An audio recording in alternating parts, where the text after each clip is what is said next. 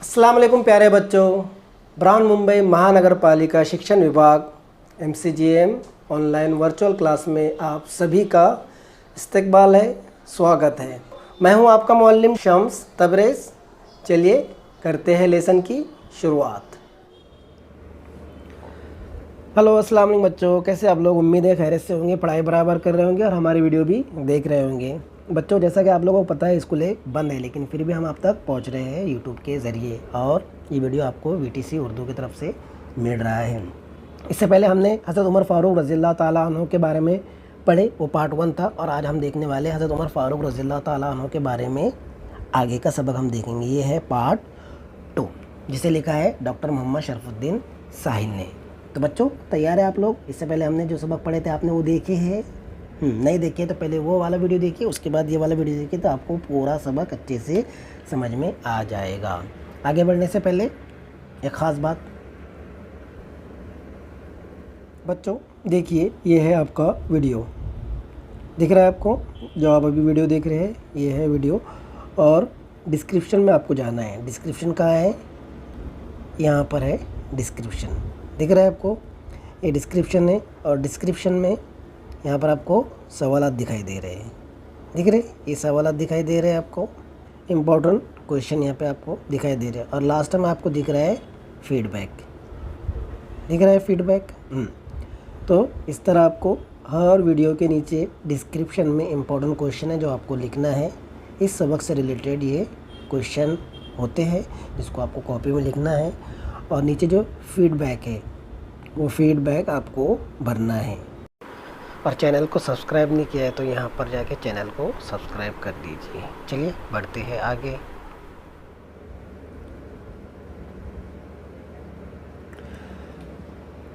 तो चलिए बच्चों शुरू करते हैं। इससे पहले हमने हज़रत उमर फ़ारूक रज़ियल्लाहु ताला अन्हु ये सबक को पढ़े हैं। पहली बात भी पढ़ी, पहली बात भी हमने देखा कि किस तरह हज़रत अबू बकर सिद्दीक़ रज़ियल्लाहु ताला अन्हु पहले खलीफा थे, उसके बाद फिर हज़रत उमर फ़ारूक रज़ियल्लाहु ताला अन्हु खलीफा बने, और हज़रत अबू बकर सिद्दीक़ रज़ियल्लाहु ताला अन्हु सिर्फ 2.5 साल ही खलीफा थे।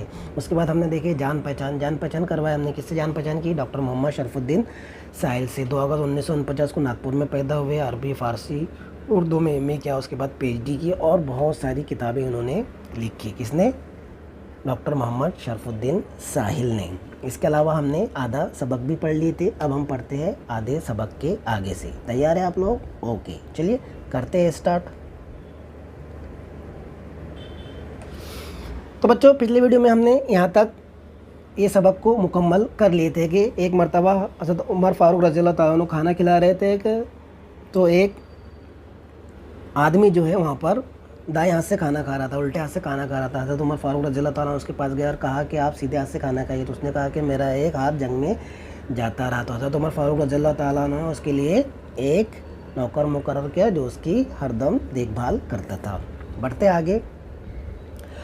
हज़रत उमर रज़ियल्लाहु ताला अन्हु रातों को गश्त करके लोगों का हाल चाल मालूम किया करते थे। गश्त करके, घूम फिर कर। कौन? हज़रत उमर फ़ारूक रज़ियल्लाहु ताला अन्हु रात को गश्त करते थे, और गश्त करके लोगों का क्या करते थे? हाल चाल मालूम करते थे कि कैसे है। एक दफ़ा गश्त करते हुए मदीना से 3 मील दूर पहुँचे। कितने मील दूर? 3 मील दूर, यानी 3 किलोमीटर के आसपास वो आगे चले गए। देखा कि एक औरत कुछ पका रही है। क्या कर रही है? कुछ पका रही है। और 2-3 बच्चे बिलक बिलक कर रो रहे हैं। क्या कर रहे हैं? बिलक बिलक के रो रहे हैं, अम्मी अम्मी अम्मी अम्मी, इस तरह क्या कर रहे हैं? वो रो रहे हैं। हज़रत उमर रज़ियल्लाहु ताला ने सबब पूछा। सबब पूछा मतलब क्या वजह है, ये बच्चे क्यों रो रहे हैं? हज़रत उमर फ़ारूक रज़ियल्लाहु ताला ने पूछा। तो औरत ने बताया, इनको कई वक्त से खाना नहीं मिला है। ये जो बच्चे हैं, ये जो रो रहे हैं बच्चे, कई वक्त से इनको खाना नहीं मिला। ये भूख के मारे रो रहे हैं, इन्हें भूख लगी है इसलिए ये रो रहे हैं। इन्हें बहलाने के लिए मैंने पानी में कंकर डालकर हंडी चूल्हे पर चढ़ा दी है, ताकि इनको ऐसा लगे कि कुछ बन रहा है, लेकिन कुछ बन नहीं रहा, बल्कि मैंने सिर्फ इनका दिल बहलाने के लिए, इनको बहलाने के लिए पानी रखा है और उसके अंदर कंकर डाल दिया है। تو حضرت عمر فاروق رضی اللہ تعالیٰ عنہ فوراً مدینہ آئے واپس، بیت المال سے کھانے پینے کی چیزیں لی اور اپنے غلام اسلم سے کہا اسے میری پیٹھ پر رکھ دو۔ کیا کیا؟ وہاں سے کسی کو آرڈر نہیں دیا جا کر ان کو لے کر آ۔ حضرت عمر فاروق رضی اللہ تعالیٰ عنہ خود مدینہ واپس گئے، بیت المال سے کھانے پینے کے سامان نکالے اور اپنا جو غلام تھا اسے کہا، کیا کہا کہ اسے اٹھا کر میری پیٹھ پر رکھ دے۔ اسلم نے کہا یہ سامان میں لیے چلتا ہوں، وہ ان کا غلام تھا نا۔ عمر فاروق رضی اللہ تعالیٰ نے کیا کہا کہ میرے پیٹھ پر سامان رکھ دے، یہ نہیں کہا کہ بیٹا اسلم چل تو یہ سامان اٹھا کے لے کر چل، لیکن اسلم بھی ان کا غلام تھا، اس نے کہا کہ یہ سامان میں لے چلتا ہوں۔ حضرت عمر فاروق رضی اللہ تعالیٰ عنہ نے فرمایا کہ قیامت میں بھی میرا بوجھ تم اٹھاؤ گے؟ کیا کہا حضرت عمر رضی اللہ تعالیٰ عنہ نے؟ کیا قیامت میں بھی میرا بوجھ تم اٹھاؤ گے؟ ہے نا، قیامت تو آنے والی ہے، سب کو اپنا اپنا حساب دینا ہے، سب کو اللہ کے سامنے حاضر ہونا ہے، اپنے اعمال کا حساب دینا ہے، زندگی کس طرح گزاری، اچھے کام برے کام جو بھی ہم نے کیے ہیں اس کا حساب کتاب تو دینا ہے۔ تو عمر رضی اللہ تعالیٰ نے کہا کہ میرا بوجھ تم اٹھاؤ گے، چنانچہ خود ہی سب سامان لے کر پہنچے۔ کون؟ حضرت عمر فاروق رضی اللہ تعالیٰ عنہ خود ہی سارا سامان لے گئے۔ اب اس عورت نے پکانے کی تیاری کی، حضرت عمر رضی اللہ تعالیٰ عنہ نے خود چولہا پھونکا، چولہے میں خود پھونک ماری، کھانا تیار ہوا تو بچوں نے سیر ہو کر کھایا اور اچھلنے کودنے لگے۔ حضرت عمر رضی اللہ تعالیٰ عنہ دیکھتے تھے اور خوش ہوتے تھے۔ عورت کہنے لگی خلیفہ تو تمہیں ہونا چاہیے تھا نہ کہ عمر کو۔ کیا کہہ رہی ہے عورت؟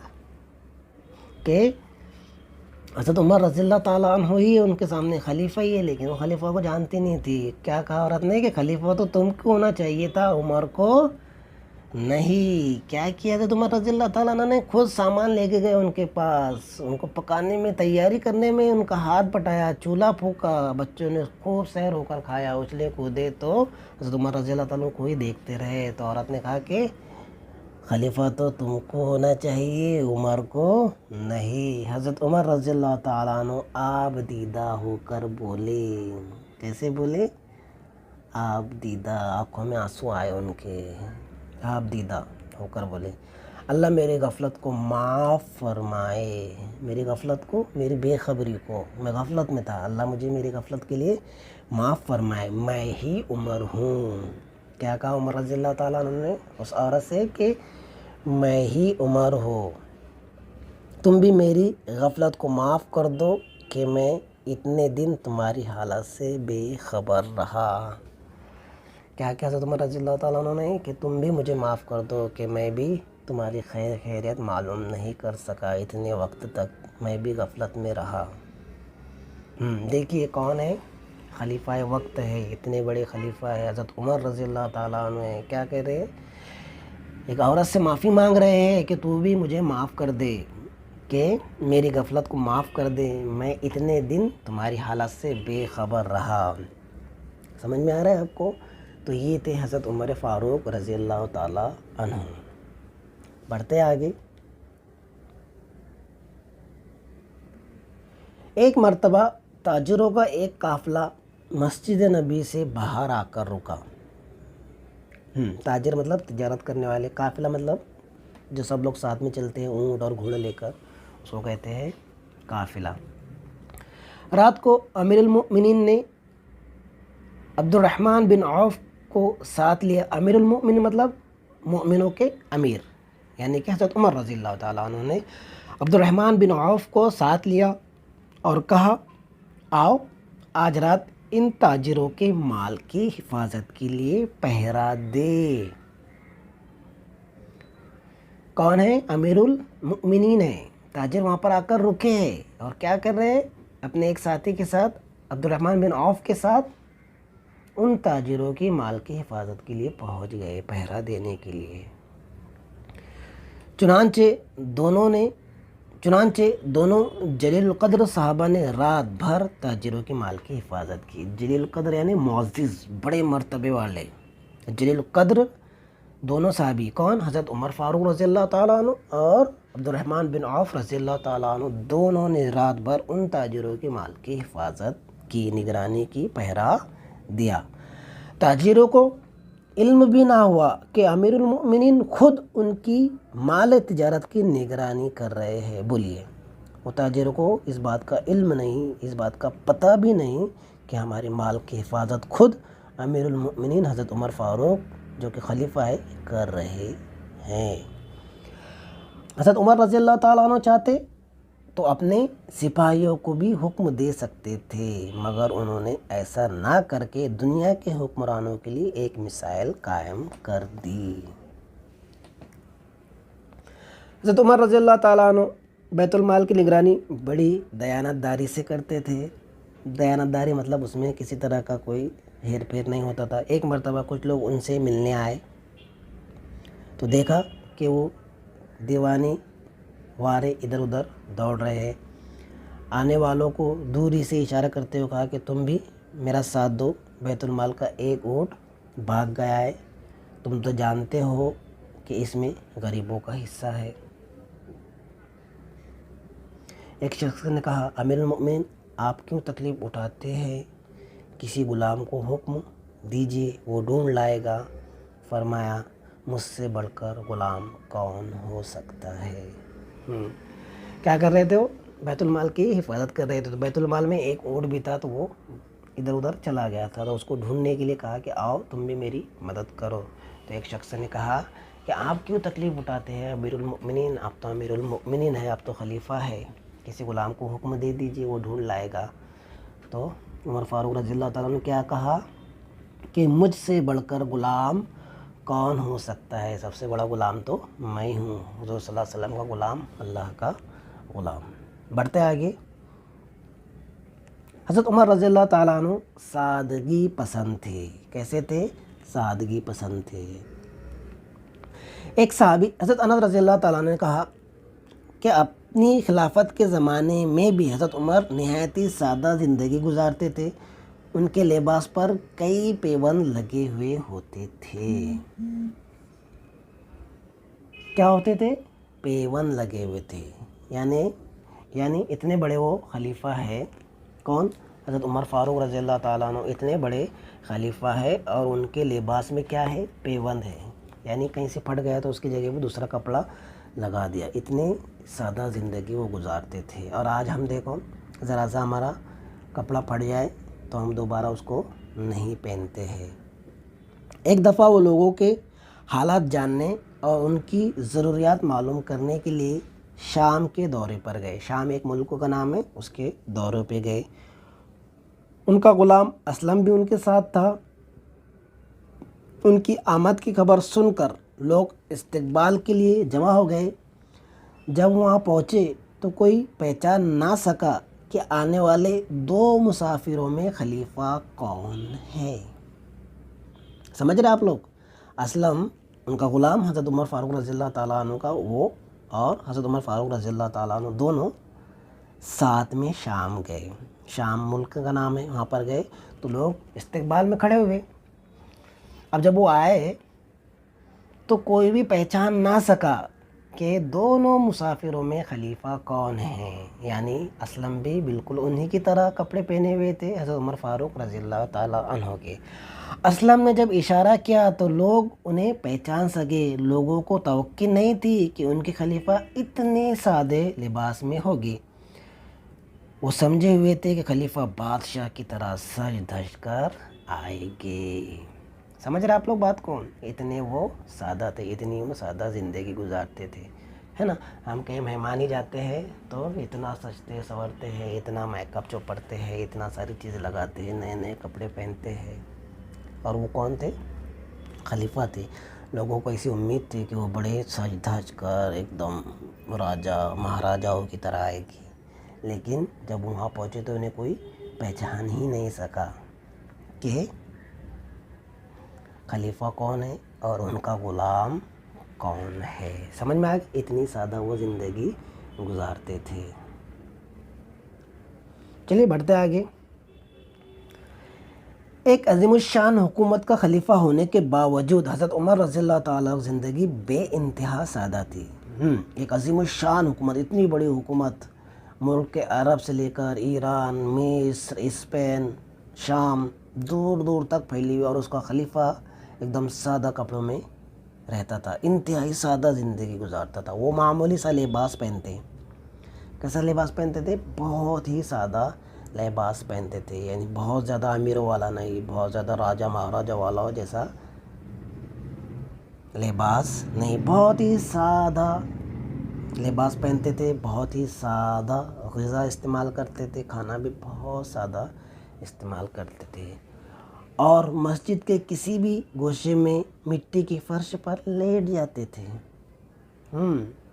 ایسا نہیں کہ ان کے سونے کے لیے بہت بڑے بڑے بیڈ روم بنے ہوئے، بہت بڑے بڑے گدے لگے ہوئے، نہیں، بلکہ مٹی کی فرش پر بھی وہ لیٹ جاتے تھے۔ کون؟ حضرت عمر فاروق رضی اللہ تعالیٰ عنہ۔ وہ تقوی، پرہیزگاری، حق پرستی، راست گوئی اور عدل و انصاف کا پیکر اور اسلامی اخلاق کا بہترین نمونہ تھے۔ کیا کیا؟ تقوی، پرہیزگاری، حق پرستی، راست گوئی اور عدل و انصاف کا پیکر اور اسلامی اخلاق کا بہترین نمونہ تھے۔ کون؟ حضرت عمر فاروق رضی اللہ تعالیٰ عنہ۔ تقوی مطلب خدا کا خوف دل میں ہونا، ہے نا؟ خدا کے خوف کے بنا تو کچھ نہیں ہوتا۔ ہم بڑے بڑے گناہ کر جاتے ہیں، لیکن ہمارے دل کے اندر خدا کا خوف ہی نہیں ہے۔ تو تقوی مطلب خدا کا خوف ہمارے دل کے اندر ہونا۔ پرہیزگاری، پرہیزگاری مطلب ہر چھوٹی سے چھوٹی برائی سے دور رہنا، چھوٹا سے چھوٹا گناہ ہو یا بڑے سے بڑا گناہ ہو، اس سے پرہیزگاری رکھنا، اس سے پرہیز کرنا، اس سے دور رہنا۔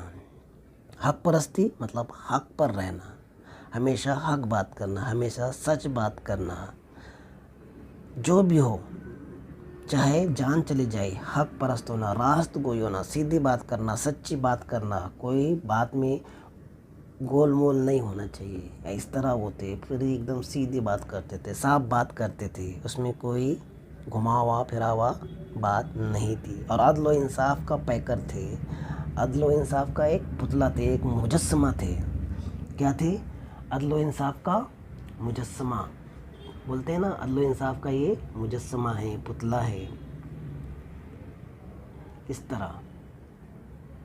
تو کیا تھے؟ عدل و انصاف کا پیکر تھے۔ عدل و انصاف، عدل کا مطلب کرنا، انصاف کرنا، لوگوں کو انصاف دلانا، اس کا وہ پیکر تھے۔ اور اسلامی اخلاق کا، کیا ہوتے ہیں اسلامی اخلاق؟ اسلامی اخلاق کا بہترین نمونہ تھے۔ اگر ان کو دیکھ لیں گے تو ہم اسلامی اخلاق کو سمجھ جائیں گے۔ تو اس طرح تھے حضرت عمر فاروق رضی اللہ تعالیٰ عنہ۔ تقوی، پرہیزگاری، حق پرستی، راز گوئی، عدل و انصاف کا پیکر، اسلامی اخلاق کا بہترین نمونہ تھے۔ ایک دم سادہ زندگی گزارتے تھے، سادہ کھانا کھاتے تھے، سادہ لباس پہنتے تھے، وقت پڑا تو مسجد میں بھی سو جاتے تھے زمین کے فرش پر۔ ایک مجوسی، مجوسی مطلب جو آگ کو پوجا کرتے تھے، آگ کی وہ عبادت کرتے تھے۔ فیروز ابو لولو نے 644 عیسوی میں حضرت عمر رضی اللہ تعالیٰ عنہ پہ خنجر سے اچانک حملہ کیا۔ زخم اتنا کاری تھا کہ وہ جابر نہ ہو سکے، انہیں حضرت محمد صلی اللہ علیہ وسلم کے پہلو میں دفن ہونے کا شرف حاصل ہے۔ اس طرح اس نے حملہ کیا تھا کس پر؟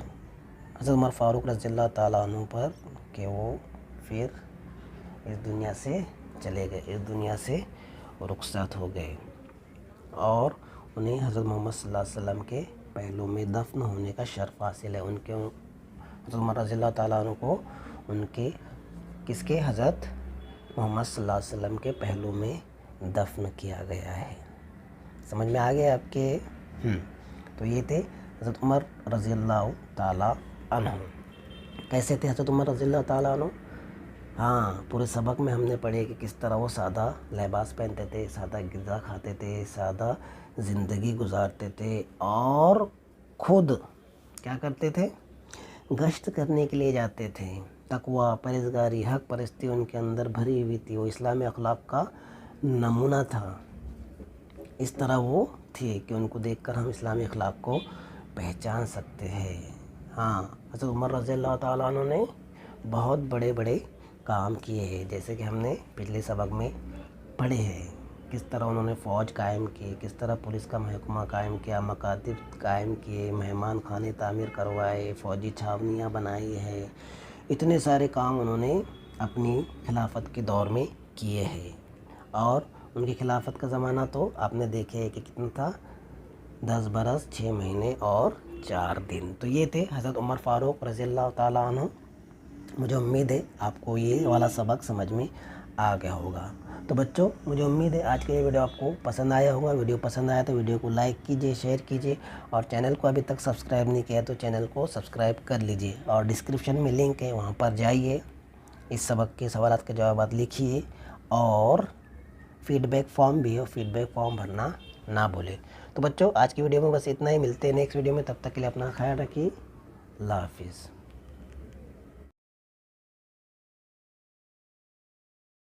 تو بچوں، مجھے امید ہے آپ کو آج کا لیسن پسند آیا ہوگا. آج کی ویڈیو میں بس اتنا ہی. ملتے ہیں ہم نیکسٹ ویڈیو میں. تب تک کے لیے اللہ حافظ.